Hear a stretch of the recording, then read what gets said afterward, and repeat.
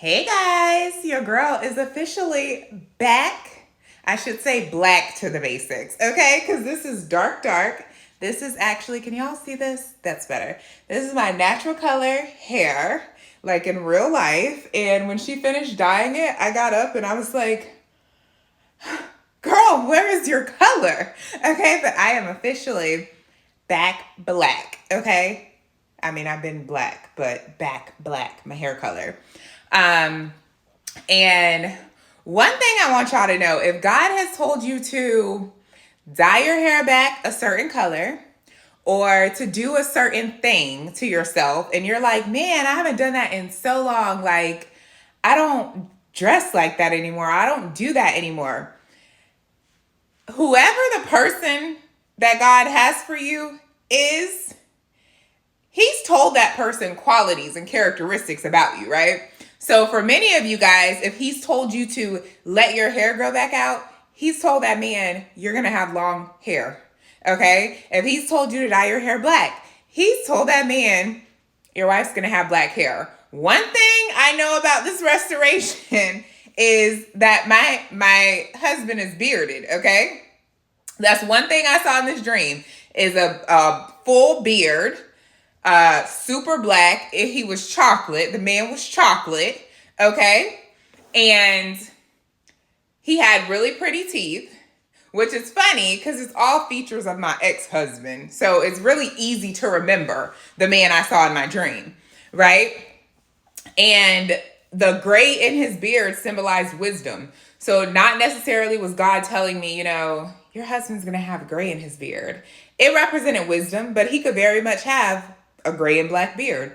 But he was a chocolate drop. Okay, I remember the man. One thing about him, when he proposed to me in the dream, he smiled. He had the prettiest teeth. He was dark, like really dark. And he had a full beard, right? So God will give you qualities about this person so that you know ahead of time. Okay, so for me, yeah, God said back to the basics, and he didn't tell me to dye my hair back black just for a marriage. No, that's not what I'm saying. I'm saying for many of you guys that he's told to do something, it's because he's told the other person, if you're in a marriage or courting season, certain qualities about you. Oh, she's tall. She's going to be like 5'9", or she's 5'7" or 5'6", and God gives details, guys. He gives details. Don't listen to nobody who tells you, God don't be giving you all them details. He probably don't give them because they don't have enough faith to believe. But God gives you the details, okay? So whatever he's told you to do, if he's told you to go to the gym, your husband or your wife could be at that very gym that he's going to lead you to. But because of your disobedience and you like, nah, Lord, I don't like working out. And you still sitting over here, Lord, when are you sending me my love story? He's like, I told you to go to the gym. And you're like, that don't even go with what I'm asking you. You only prophesy in part. God only gives you bits and pieces. Do what he's telling you to do, okay? Many of y'all, you praying for a love story, you never leave your house. Do you want God to send a man to break through the window? Because then you definitely gonna be like, God, I know this ain't who you sent breaking through the window. Y'all don't ever leave the house. So if he's told you, go grocery shopping, restock your fridge, and you're like, God, I live by myself. So do what God has told you to do, because you may just meet that man or that woman on aisle 3. Okay? Whatever God's told you to do, if you're looking for a job opportunity and you've been laid off and God is like, go get your car washed. And you're like, my car doesn't need to be washed. Do it anyway. There could be someone at that car wash that you're going to that works for the corporate office of that car wash, and they're looking for somebody, and you get hired or you get an interview. You only prophesy in part, guys. So my whole point is, whatever God has told you to do, do it, guys. I didn't care about dyeing my hair back black. I am a colored queen, okay? But I'm obedient. So I was going to do what God told me to do. So he said, dye my hair black. Your girl is, looking pretty jet black over here, okay? I normally wouldn't have chose this color. Y'all know me. I like light colors.